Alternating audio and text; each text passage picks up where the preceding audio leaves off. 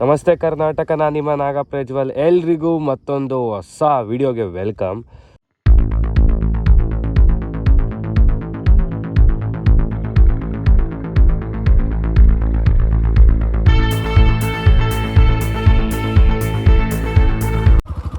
ರಾಮೇಶ್ವರಂ ಜ್ಯೋತಿರ್ಲಿಂಗ ತುಂಬ ಚೆನ್ನಾಗಿತ್ತು. ಅದರಿಂದ 20 ಕಿಲೋಮೀಟ್ರ್ ಧನುಷ್ಕೋಡಿ ಇರೋದು, 20-25 ಕಿಲೋಮೀಟ್ರ್ ಆಗುತ್ತೆ. ಸೊ ಅಲ್ಲಿಗೆ ಹೋಗ್ತಾ ಇದ್ದೀವಿ. ವ್ಯೂ ಮಾತ್ರ ಬೇರೆ ಲೆವೆಲು. ಸೊ ಇನ್ನೂ ಹತ್ತಿರದಿಂದ ನೋಡೋದಕ್ಕೆ ಇನ್ನೂ ಒಂದು ಥರ ಖುಷಿ ಅಂತ ಹೇಳಕ್ಕೆ ಇಷ್ಟಪಡ್ತೀನಿ. ಅಲ್ಲೇ ಹೋಗಿ ತೋರಿಸ್ತೀನಿ. ಇಲ್ಲೆಲ್ಲ ಆ ಕಡೆ ಈ ಕಡೆ ಫುಲ್ ಗಿಡಗಳಿದೆ. ಇನ್ನು ನೋಡ್ತಾ ಇರೋದು ಮ್ಯಾಪು ಇನ್ನೂ ಹತ್ರ ಹೋಗ್ತಾ ಹೋಗ್ತಾ ಹೋಗ್ತಾ ಇನ್ನೂ ತುಂಬ ಚೆನ್ನಾಗಿದೆ. ಟೋಟಲ್ ಇನ್ನೂ ಎಷ್ಟು ಅಂದರೆ ಇದು 16 ಕಿಲೋಮೀಟ್ರ್ ಇದೆ.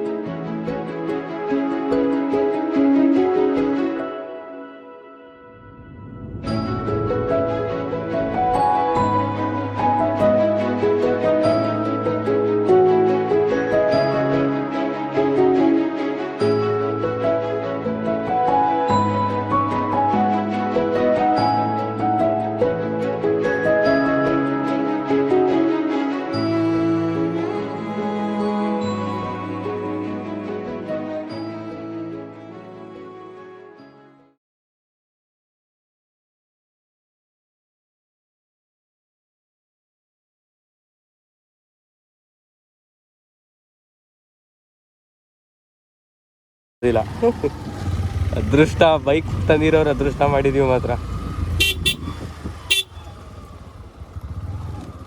ಅಯ್ಯೋ, ಇಷ್ಟು ದೂರ ತಗೊಬರ್ಬೋದಾ ಗುರು? ಇಷ್ಟು ದೂರದಿಂದ ಬಂದಿದ್ದೀವಿ. ಗಾಡೀಲಿ ಒಂದು ರೌಂಡ್ ಹೊಡಿದಿಲ್ಲ, ಕಷ್ಟ ರೀ. ಸೂಪರ್ ಮಾತ್ರ. आप कहाँ से आया? हम लोग महाराष्ट्र सांगोला, पंढरपुर। पंढरपुर महाराष्ट्र, पंढरपुर सांगोला से आया। कैसे? एकदम क्लास, एकदम क्लास। ओके। भारत का, इंडिया का ये बॉर्डर है। शॉर्ट रोड का बॉर्डर ही है। बॉर्डर ही है। हाँ, राम सेतु है। राम सेतु। हाँ, जय श्री राम। जय श्री राम। सबसे अच्छी बात ये है हाँ, कि आप प्लेटिना पे निकले हो, बहुत अच्छा लगा।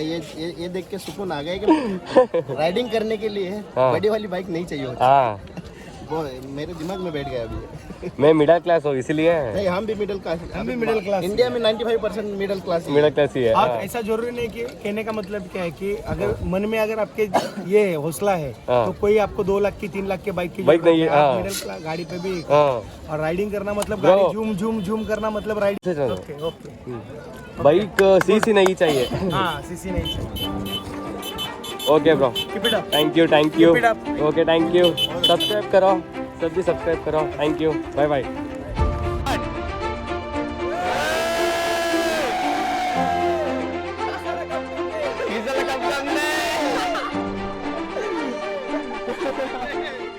ಫುಲ್ ಚಿಲ್ಲಿಂಗ್ ಮಾಡ್ತಾ ಇದ್ರೆ ಹುಡುಗರೆಲ್ಲ ನೋಡ್ತಾ ಇರ್ಬೋದು ಇಲ್ಲಿ.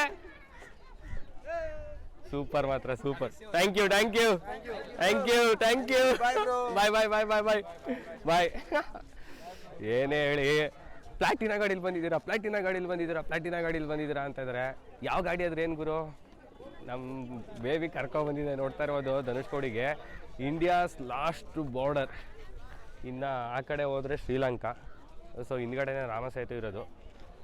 ಇನ್ನೊಂದು ಏನು ಹೇಳಕ್ಕೆ ಇಷ್ಟಪಡ್ತೀನಿ ಅಂತಂದರೆ, ನಾವು ನಿಮಗೆ ತೋರಿಸ್ತಾ ಇದ್ದೀವಿ ಅಂತ ಅನ್ನೋದಕ್ಕಿಂತ ನಮಗೊಂದು ಇದೆಲ್ಲ ಮೆಮೊರಿ ಅಂತ ಹೇಳಕ್ಕೆ ಇಷ್ಟಪಡ್ತೀನಿ. ಇದೆಲ್ಲ ನಾವು ಯೂಟ್ಯೂಬಲ್ಲಿ ಸ್ಟೋರ್ ಮಾಡ್ತಾ ಇರ್ತೀವಿ. ನಾಳೆ ದಿನ ಒಂದು 10 ವರ್ಷ 20 ವರ್ಷ ನಾವು ತಿರ್ಗಾ ಲಾಗ್ ಕಂಟಿನ್ಯೂ ಮಾಡೇ ಮಾಡ್ತೀವಿ. ಸೊ 10 ವರ್ಷ 20 ವರ್ಷ ಹಿಂದ್ಗಡೆದೆಲ್ಲ ನೋಡಬೇಕು ಅಂತಂದರೆ, ಓ ಇಲ್ಲೆಲ್ಲ ವಿಸಿಟ್ ಮಾಡಿದ್ದೀವಿ, ಇಲ್ಲೆಲ್ಲ ಇದ್ವಿ ಅಂತ ಅಂದ್ಬಿಟ್ಟು ನೋಡೋದಕ್ಕೆ ಒಂಥರ ಖುಷಿ ಆಗುತ್ತೆ. ಫುಲ್ ಮೆಮೊರಿನ ಲೋಡ್ ಮಾಡ್ಕೊಂಡು ಹೋಗ್ತೀವಿ ಅಂತ ಹೇಳಕ್ಕೆ ಇಷ್ಟಪಡ್ತೀನಿ. ಧನುಷ್ಕೋಡಿಲಿ ಸೆಂಟರಾಗಿ ಇದೆ ಇರೋದು. ಸೆಂಟರ್ ಒಂದು ಸರ್ಕಲ್ ಅಂತ ಅನ್ಬೋದು. ಇದೇ ಲಾಸ್ಟು. ಬ್ರೋ, ಡ್ರೋನ್ ಒಂದು ಇದ್ಬಿಟ್ಟಿದ್ರೆ ಬೇರೆ ಲೆವೆಲ್ ಅಲ್ವಾ? ಆಫ್ ಮಾಡಿ ನೀನು ಹೇಳಿದ್ನೇ ಹಾಕ್ಬಿಡ್ತೀಯ. ಹೇಳಿ ಆಯ್ತು, ಓಕೆ ಹೇಳಲ್ಲ ಆಯ್ತು. ಆಫ್ ನಾನು ತಲೆ ಕೆಳ ಮಾಡಿರೋ ಹೇಳಲ್ಲ. No way, chance. ಈಗ ನಿಮ್ಗೆ ಏನ್ ಬೇಕು ಅಂದ್ರೆ ಆ ಹುಡುಗಿ ಟಾಟಾ ಮಾಡಿದ್ ಕ್ಲಿಪ್ ಬೇಕಲ್ವಾ? ಏನ್ರಿ ಮಾತಾಡ್ತೀರಾ ನಾವು ಬೈಯಲ್ಲಿ? ಅಣ್ಣ ಸಖತ್ ಆಕ್ಟಿಂಗ್ ಮಾಡ್ತಿದ್ವಿ ಕಣ. ನಾನ್ ನಿಮ್ ಜೊತೆ ಒಂದು ಹೊಡ್ಸ್ಕೋಬೇಕಲ್ಲ ಫೋಟೋನಾ ಫೋಟೋಗ್ರಾಫರೇ ಕಾಣ್ತಾ ಇಲ್ಲ ಎಲ್ಲಿ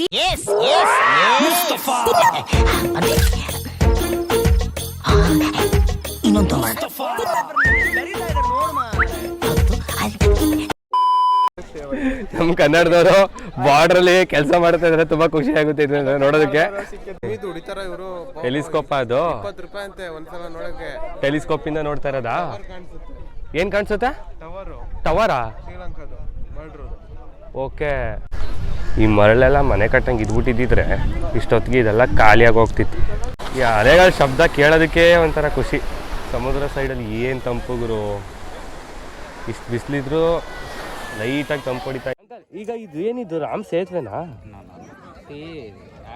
ಇದು ಬಂದು ವಿಭೀಷಣ ತೀರ್ಥ ಅಂತ ಅಲ್ಲಿ ಒಳಗಡೆ ಒಂದಿದೆ. ಓಕೆ. ಅಲ್ಲಿ ಒಂದು ನೀರಿದೆ ಅಲ್ಲಿ, ಅದರದ್ದು ಸೆಲಿನಿಟಿ ಇಲ್ಲ, ಈಚೆ ಕಡೆ ವಾಟರ್ ಸೆಲಿನಿಟಿ ಇತ್ತು. ಇಲ್ಲಿ ವಿಭೀಷಣಗೆ ಪಟ್ಟಾಭಿಷೇಕ ಮಾಡಿದ್ದು ಜಾಗ. ವಿಳ್ಳೋಡಿ ಅಂತ ಒಂದು ಜಾಗ ಇದೆ. ವಿಳ್ಳು ಅಂದ್ರೆ ಬಾಣ. ನೀರು ಕುಡಿಯಕ್ಕೆ ಅಂದ್ಬಿಟ್ಟು ಸೀತಾದೇವಿಗೆ ಬಾಣದಲ್ಲಿ ಹಿಂಗೆ ಅದ್ದಿ ತೆಗ್ದಿರೋದು. ಓಕೆ. ಅದು ಬಾಯಾರಿಕೆ ಆಗಿದ್ದಕ್ಕೆ ಅವನು ಬಾಣ ಬಿಟ್ಟರು. ಆ ಜಾಗದಲ್ಲಿ ಸಮುದ್ರ ಮಧ್ಯದಲ್ಲೇ ಸ್ವೀಟ್. ಬಾಯಾರಿಕೆ ಆದ್ರೆ ಆ ನೀರು ಬಂದಿದೆ. ಓಕೆ. ಕ್ಷಣ ಮತ್ತೆ ಸಮುದ್ರ ಬಂದು ರಾಮನ್ಗೆ ಸಾರಿ ಹೇಳ್ತಾರಲ್ಲ, ಜಾಗ ಬಿಡಕ್ ಆಗಲ್ಲ. ರಾಮ ತಪಸ್ ಮಾಡಿದ ಜಾಗ ಅದು. ಸೊ ಅಲ್ಲಿಗೆ ಹೋಗ್ಬೇಕು. ಯಾವುದು ಅಂಕಲ್? ಅಲ್ಲಿ ಸೇತುವೆ ಸ್ಟಾರ್ಟ್ ಮಾಡಿದ ಜಾಗ ತಿರುಪಲ್ಲಾಣಿ ಅಂತ ಇದೆ. ಸೊ ಅಲ್ಲಿಗೆ ಹೋಗ್ಬೇಕು. ಅದು ಆಮೇಲೆ ಅಲ್ಲಿ ಅಶ್ವತ್ಥ ಮರ ಇದೆ. ಅದು ಭೂಮಿ ಮೇಲೆ ಫಸ್ಟ್ ಅಶ್ವತ್ಥ ಮರ ಅಂತ ಹೇಳ್ತಾರೆ. ಬಿಕಾಸ್ ಆ spot is referred in Rigvedas also. ಶಿಲಾ ಕಟ್ಟಿರೋದು ಬೌಲ್ಡರ್ಸ್.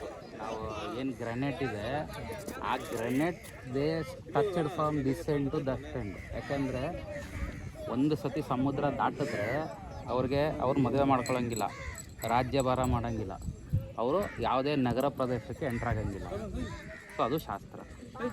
Once they cross the sea or Himalayas or Hindu Kush mountain, ಇಷ್ಟನ್ನು ದಾಟಿದ್ರೆ ಅವ್ರು ನಿಷ್ಪ್ರಯೋಜಕರು ಅಂತ ಅರ್ಥ. ಅಂದರೆ ಅವ್ರಿಗೆ ಅರಿವಿದ್ದಾಗ ಹೋಗಂಗಿಲ್ಲ. ಅದಕ್ಕೆ ಸೀತಾದೇವಿ ಬರ್ಬೇಕಾದ್ರೆ ತಲೆ ಸುತ್ತು ಬಿದ್ದೋಗ್ತಾಳೆ, ಅವಳು ಅಲ್ಲಿ ಹೋಗ್ತಾಳೆ.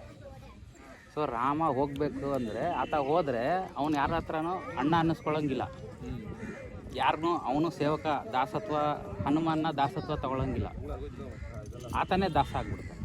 ಅವನು ಯಾವುದು ನಗರ ಪ್ರದೇಶಕ್ಕೆ ಹೋಗಂಗಿಲ್ಲ, ಆ ಥರ ಎಲ್ಲ ರೂಲ್ಸ್ ಇದೆ. ಸೊ ಅದಕ್ಕೋಸ್ಕರ they touch from this port this end to that end land ಕಟ್ತಾರೆ. ಕಟ್ಬಿಟ್ಟು ಅವೆರಡು ಒಂದೇ ಮಾಡಿ ಹೋಗ್ತಾರೆ. ಈಗ ಧನುಷ್ ಕೋಡಿ ಅಂತಿದೆಯಲ್ಲ, ಧನುಷ್ ಕೋಡಿಯಲ್ಲಿ ವಿಭೀಷಣ ಆಮೇಲೆ ಹೇಳ್ತಾರೆ ಮುಂದೆ ದಿನಗಳಲ್ಲಿ ರಾಕ್ಷಸರೆಲ್ಲ ಬರ್ಬೋದು, ಅದಕ್ಕೋಸ್ಕರ ಇದನ್ನು ಮುರಿದಾಕ್ಬಿಡು ಅಂತ ಹೇಳಿದ್ರೆ ತನ್ನ ಧನುಸ್ ಎತ್ತಿ ಕುಟ್ತಾನೆ. ಧನುಷ್ ಕೋಡಿ ಏನಿದೆ ಅದು ಒಡೆದಾಗ ಅದೆಲ್ಲ ಛಿದ್ರ ಆಗಿ ಅದಕ್ಕೆ ಅದು ಎಂಡ್ ಆಗಿರೋದಲ್ಲ ಪಾಯಿಂಟ್. ಅದು ಶ್ರೀಲಂಕಾಗೂ ಇದಕ್ಕೂ ಅಲ್ಲಿ ಇದು ಅಲ್ಲೂ ಇದೇ ಥರ ನೀರಿತ್ತು. ಅಲ್ಲಿ ಹೋಗಿ ಪ್ರಾರ್ಥನೆ ಮಾಡಿದ್ರೆ ಅಲ್ಲಿಂದ ಆ್ಯಕ್ಚುಲಿ ಬಿಸಿನೀರು ಬರೋ ಜಾಗ, ಅದು ಹೊಡೆದಿದ್ದ ಜಾಗ ಬಿಸಿನೀರು. ಪ್ರಾರ್ಥನೆ ಮಾಡಿದ್ರೆ ಮಲ್ಲಿಗೆ ಬರ್ತಾಯಿತ್ತು ಈಚೆ. ಇವ್ರು ಏನು ಪೂಜೆ ಮಾಡಿರ್ತಾರೆ ಅದಂಗೆ ಒಳಗಡೆ ಹೋಗಿರ್ತದೆ.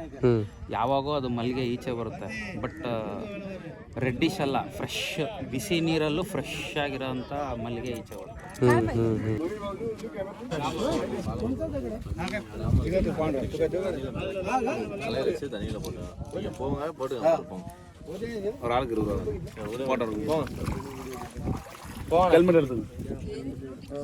வச்சுட்டு போட்டுக்காட்டு பார்த்து जय श्री राम। ओ नमः शिवाय नमः शिवाय बोलो। जय जय श्री राम। जय जय श्री राम। पत्र सर पर के पूजा ಈಗ ನಾನು ತಲೆ ಮೇಲೆ ಇಟ್ಕೊಂಡೆ. ಎಷ್ಟು ಭಾರ ಇದೆ ಅಂದ್ರೆ ಆ ಕಲ್ಲು ಸಖತ್ತು ಭಾರ ಇದೆ. ಅದೇ ಕಲ್ಲು ಈಗ ನೀರೊಳಗೆ ಬಿಡ್ತಾರೆ.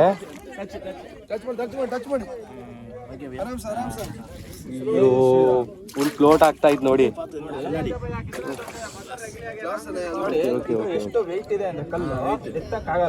ತಲೆ ಮೇಲೆ ಇಟ್ರು ಈಗ, ಬಟ್ ತುಂಬಾ ವೆಯ್ಟ್ ಇದೆ. ನೀರೊಳಗೆ ಬಿಟ್ರೆ ಫ್ಲೋಟ್ ಆಗ್ತಾ ಇದೆ.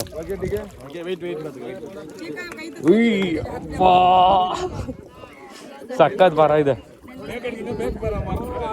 ಎಲ್ಲ ರಾಮನ ಮಹಿಮೆ. ಜೈ ಶ್ರೀರಾಮ್, ಜೈ ಶ್ರೀರಾಮ್. ಓಕೆ ಭಯ್ಯ thank you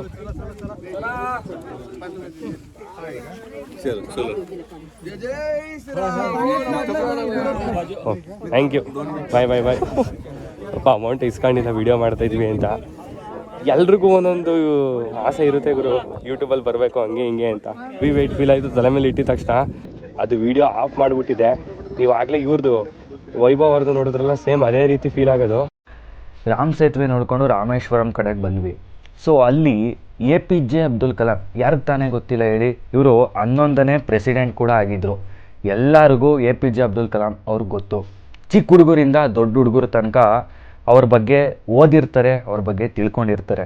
APJ Abdul Kalam ಅವ್ರಿಗೆ ಪ್ರಶಸ್ತಿ ಕೂಡ ಲಭಿಸಿದೆ. ಅದರಲ್ಲಿ ಭಾರತ ರತ್ನ, ಪದ್ಮಭೂಷಣ ಮುಂತಾದ ಪ್ರಶಸ್ತಿಗಳು ಇವರಿಗೆ ಲಭಿಸಿದೆ. ಅಷ್ಟಲ್ಲದೆ ಇವರು ಇಂಡಿಯನ್ ಏರೋಸ್ಪೇಸ್ ಸೈಂಟಿಸ್ಟ್ ಕೂಡ ಆಗಿದ್ರು. ಮತ್ತು ಇವರು ಎಲ್ರಿಗೂ ಗೊತ್ತಿರೋ ಹಾಗೆ 11ನೇ ಪ್ರೆಸಿಡೆಂಟ್ ಕೂಡ ಆಗಿದ್ರು. ಇವರು 2002ರಿಂದ 2007 ತನಕ ಇವರು ಪ್ರೆಸಿಡೆಂಟ್ ಆಗಿ ಕಾರ್ಯನಿರ್ವಹಿಸ್ತಾರೆ. ಸೊ ಅಬ್ದುಲ್ ಕಲಾಂ ಅವ್ರ ಮನೆ ಒಳಗೆ ಹೋಗಿ ವಿಡಿಯೋ ಎಲ್ಲ ಮಾಡೋ ಹಾಗಿಲ್ಲ ಅಂತಂದ್ರು. ಸೊ ಹಾಗಾಗಿ ಹೊರಗೆ ನಿಂತ್ಕೊಂಡೆ ನಾನು ನಿಮಗೆ ಅಬ್ದುಲ್ ಕಲಾಂ ಅವ್ರ ಮನೆನ ತೋರಿಸ್ತಾ ಇದ್ದೀನಿ. ನಾವು ಬೇರೆ ಕಡೆ ಹೋಗ್ಬೇಕಾಗಿತ್ತು, ನಮಗೆ ಟೈಮ್ ಕೂಡ ಆಗೋಗಿತ್ತು. ಅರೌಂಡ್ ಆಗಲಿ ಒಂದು 5:30 ಆಗೋಗಿತ್ತು. ಸೊ ಇಲ್ಲಿ ಸುಮ್ಮನೆ ಟೈಮ್ ಆಗುತ್ತೆ ಅಂತ ಅಂದ್ಬಿಟ್ಟು ನಾವು ಹೊರಗೆ ಹೋಗೋಕ್ಕಾಗಿಲ್ಲ. ಯಾರಾದರೂ ನೆಕ್ಸ್ಟು ರಾಮೇಶ್ವರಂ ವಿಸಿಟ್ ಮಾಡಿದ್ರೆ ಅಬ್ದುಲ್ ಕಲಾಂ ಅವ್ರ ಮನೆ ನೋಡ್ಕೋಬೇಕು ಅಂತ ಹೇಳ್ತೀವಿ. ಸೊ ರಾಮೇಶ್ವರಮಿಂದ ಕನ್ಯಾಕುಮಾರಿಗೆ ರಿಟರ್ನ್ ಹೋಗ್ತಾ ಇದ್ವಿ. ಕನ್ಯಾಕುಮಾರಿಗೆ ರಿಟರ್ನ್ ಹೋಗಬೇಕು ಅಂದರೆ ಪಾಮನ್ ಬ್ರಿಡ್ಜ್ ಮೇಲೆ ಹೋಗಬೇಕು. ಇದು ಬಂದು ರಾಮೇಶ್ವರಮಿಂದ ಪಾಮನ್ ಐಲ್ಯಾಂಡ್ಗೆ ಕನೆಕ್ಟ್ ಆಗಿರುವಂಥ ಬ್ರಿಡ್ಜ್. ಇದನ್ನ ಪಾಂಬನ್ ಬ್ರಿಡ್ಜ್ ಅಂತ ಕರೀತಾರೆ. ತುಂಬ ಅಂದರೆ ತುಂಬ ಬ್ಯೂಟಿಫುಲ್ ಆದಂಥ ಬ್ರಿಡ್ಜ್ ಇದು. ಆಲ್ಮೋಸ್ಟ್ 1.5 to 2 ಕಿಲೋಮೀಟರ್ಸ್ ವೇ ಇರುವಂಥ ಬ್ರಿಡ್ಜ್ ಇದು. ದೆನ್ ಇದು ನೀವು ಯಾವ ಕಡೆಯಿಂದ ನೋಡಿದ್ರು ನಿಮಗೆ ಬರೀ ಸಮುದ್ರನೇ ಕಾಣುತ್ತೆ. ಮಾರ್ನಿಂಗ್ ಸನ್ರೈಸ್ ನೋಡೋಕ್ಕೂ ಬ್ಯೂಟಿಫುಲ್ಲು, ರಾತ್ರಿ ಆಗ್ತಾ ಈವ್ನಿಂಗ್ ಆಗ್ತಾ ಸನ್ಸೆಟ್ ನೋಡೋದಕ್ಕೂ ಬ್ಯೂಟಿಫುಲ್ ಆದಂಥ ಬ್ರಿಡ್ಜ್ ಇದು. ಬೇರೆ ಲೆವೆಲ್ ಎಕ್ಸ್ಪೀರಿಯನ್ಸ್ ಮಾತ್ರ ಇದು ನಮಗೆ.